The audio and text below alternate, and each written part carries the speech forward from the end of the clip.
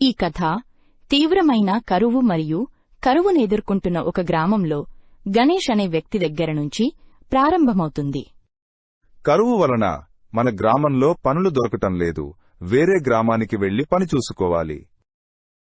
అలా అనుకున్న గణేష్ పని వెతుక్కుంటూ అల్లూరు అనే గ్రామానికి వెళ్తాడు. గణేష్ ధర్మరాజు అనే ధనవంతుడైన రైతును సంప్రదిస్తాడు. ధర్మరాజుగారు, నేను కరువును ఎదుర్కొంటున్న మరొక గ్రామానికి చెందినవాడిని. మా ఊరిలో ఎండిపోయిన పొలాలు మరియు తీవ్రమైన నీటి కొరత ఉంది. దయచేసి ఏదైనా పని ఇప్పించగలరు అని అడుగుతాడు. ధర్మరాజు అతనికి ఉద్యోగమిస్తాడు. ఈ ఉద్యోగంలో ప్రతిరోజు 20 ఆవులు మరియు 20 గేదెల నుండి పేడను శుభ్రం చేయడం మరియు ప్రతి ఉదయం మరియు సాయంత్రం వాటికి మేత మరియు నీరు అందించడం ఉంటాయి. ఈ పని కోసం నీకు రోజుకు 2 ఉచిత భోజనంతో పాటు నెలాఖరులో 500 రూపాయలు ఇస్తాను అని అంటాడు. అప్పుడు గణేష్ మనసులో ఇలా అనుకుంటాడు. 20 ఆవులు మరియు 20 గేదెలను నిర్వహించడం సవాలుతో కూడుకున్నది అయినప్పటికీ ప్రస్తుత పరిస్థితులలో తప్పదు. గణేష్కి గ్రామంలో ఉండటానికి ఇల్లు లేదు కాబట్టి ధర్మరాజుని ఇలా అడుగుతాడు. నేను గ్రామానికి కొత్తగా వచ్చాను మరియు నివసించడానికి స్థలం లేదు. పశువులతో పాటు గోశాలలోనే ఉంటాను అని అడుగుతాడు. ధర్మరాజు గణేష్ని పూర్తిగా పరిశీలించి సరే అని అంటాడు.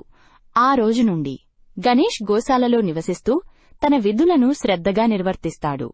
ఉదయాన్నే నిద్రలేచి పేడను తీసివేసి జంతువులకు సమయానికి ఆహారం మరియు నీరు పోసి నిజాయితీగా పనిచేస్తాడు. గణేష్ పనిపట్ల సంతోషంగా ఉన్న ధర్మరాజు గణేష్ దగ్గరికి వచ్చి ఈ విధంగా అంటాడు. గణేష్, నీ యొక్క మంచి సంరక్షణ కారణంగా పశువుల పాల నాణ్యత మరియు దిగుబడి పెరిగింది. అందుకే నీ జీతం 1000 రూపాయలకు పెంచుతున్నాను. అలా రోజులు గడుస్తూ ఉంటాయి. గణేష్ ధర్మరాజు కోసం కష్టపడి మరియు నిజాయితీగా పనిచేస్తూనే ఉంటాడు. కాలక్రమేణా గణేష్ గణనీయమైన మొత్తంలో డబ్బును కూడబెట్టుకుంటాడు. గోశాలలో ఆవు పేడ వాసనతో విసిగిపోయిన గణేష్ తన పొదుపులో కొంత భాగాన్ని తన కోసం ఒక చిన్న నివాసయోగ్యమైన గుడిసెను నిర్మించుకోవడానికి ఉపయోగిస్తాడు. తన గుడిసె కట్టుకున్న తరువాత కూడా గణేష్ పనికోసం ధర్మరాజు గోశాలకు వచ్చేవాడు. కాని నిద్రించడానికి తన సొంత ఇంటికి తిరిగి వచ్చేవాడు. అలా రోజులు గడుస్తూ ఉంటాయి. గ్రామంలో పెరుగుతున్న దొంగతనాలు మరియు పగటిపూట తన ఇల్లు ఖాళీగా ఉండటం వలన ఆందోళన చెందిన గణేష్ తన డబ్బును ఒక సురక్షితమైన ప్రదేశంలో ఉంచాలని నిర్ణయించి ధర్మరాజు దగ్గరికి వెళతాడు.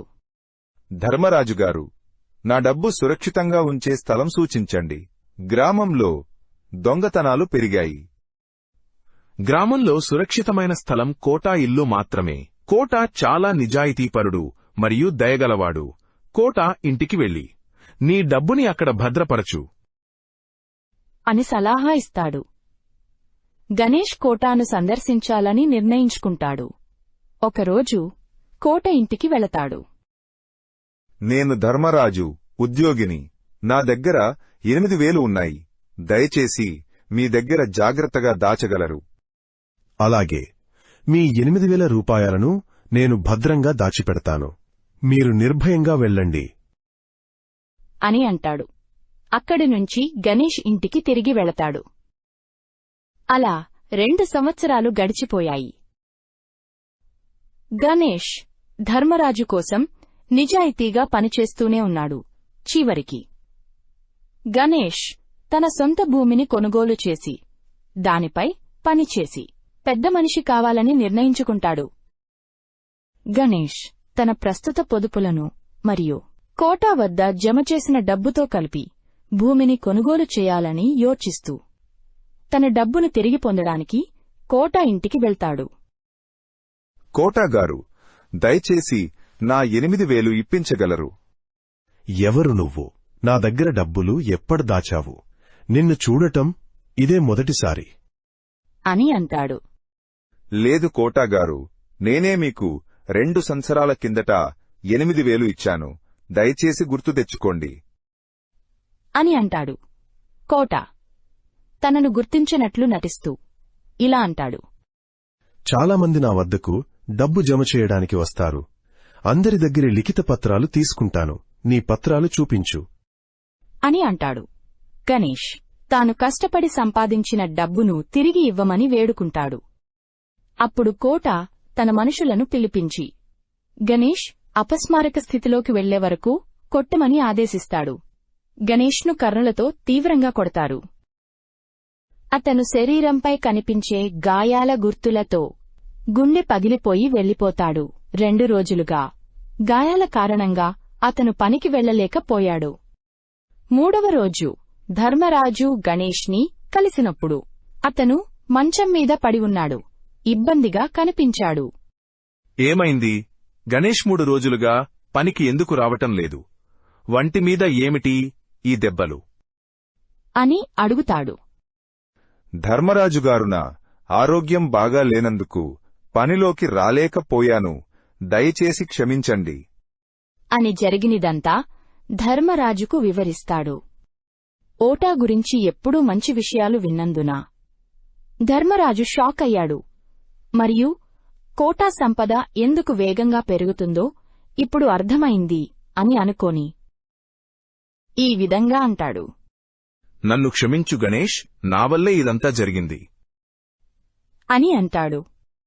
అయ్యయ్యో, అది మీ తప్పు కాదు. ఇదంతా ఆ కోటా దురాశ వల్లే జరిగింది. నీ డబ్బును తిరిగి పొందడానికి నా దగ్గర ఒక ఉపాయముంది అని ధర్మరాజు ఆ ప్రణాళికను గణేష్ చెవిలో గుసగుసలాడతాడు. గణేష్ ప్రణాళిక విజయవంతం కావాలని ప్రార్థిస్తాడు. మరుసటి రోజు ధర్మరాజు కోట ఇంటికి డబ్బుతో నిండిన సూట్ కేసును తీసుకుని వెళ్తాడు. వ్యాపారం కోసం కొన్ని నెలల పాటు వేరే రాష్ట్రానికి వెళ్తున్నాను. దాదాపు 10,000 తెచ్చాను. ఈ డబ్బుని నేను తిరిగి వచ్చే వరకు సురక్షితంగా దాచండి అని ధర్మరాజు చెబుతాడు. అలాగే ధర్మరాజుగారు, మీ డబ్బుని సురక్షితంగా నా దగ్గర ఉంచుతాను అని అంటూ మనసులో ఇలాగా అనుకుంటాడు. ఒక పెద్ద చేపని పట్టుకున్నాను. పెద్ద మొత్తంలో డబ్బు. ఇంత అవకాశం తరచుగా రాదు. అప్పుడే గణేష్ వస్తాడు. గణేష్ను చూసిన కోట ఇలా అంటాడు. క్షమించండి గణేష్ గారు, నా వల్ల మీకు జరిగిన అన్యాయానికి చింతిస్తున్నాను. మీ డబ్బుని తీసుకోండి. వెంటనే డబ్బు అంతా తిరిగి ఇస్తాడు. గణేష్ ఒక్క మాట కూడా మాట్లాడకుండా డబ్బు తీసుకుని వెళ్లిపోతాడు. అది చూసిన ధర్మరాజు, నా డబ్బు మీ దగ్గర సురక్షితంగా ఉంటుంది అని నేను పూర్తిగా నమ్ముతున్నాను అని అంటుండగా అతని సేవకుడు వస్తాడు. వ్యాపారులు మన గ్రామానికే వస్తున్నందున మీరు వేరే ఊరికి వెళ్లనవసరం లేదు. వ్యాపారులు మన గ్రామానికే వస్తున్నందున నీ దగ్గర డబ్బు దాచే అవసరం లేదు. ధన్యవాదములు కోటాగారు. ధర్మరాజు మరియు అతని సేవకుడు డబ్బు సూట్ కేసుతో బయలుదేరుతాడు. గతంలో దొంగిలించిన గణేష్ డబ్బును పోగొట్టుకున్నానని గ్రహించిన కోట నిరాశ చెందాడు. గణేష్ ధర్మరాజుకు తన ప్రగాఢ కృతజ్ఞతను తెలియజేస్తూ తాను లేకుంటే కోట తన పొదుపు మొత్తాన్ని దొంగిలించి ఉండేవాడని అనుకుంటాడు. తరువాత ధర్మరాజు కథలోని నీతిని ఇలా పంచుకుంటాడు.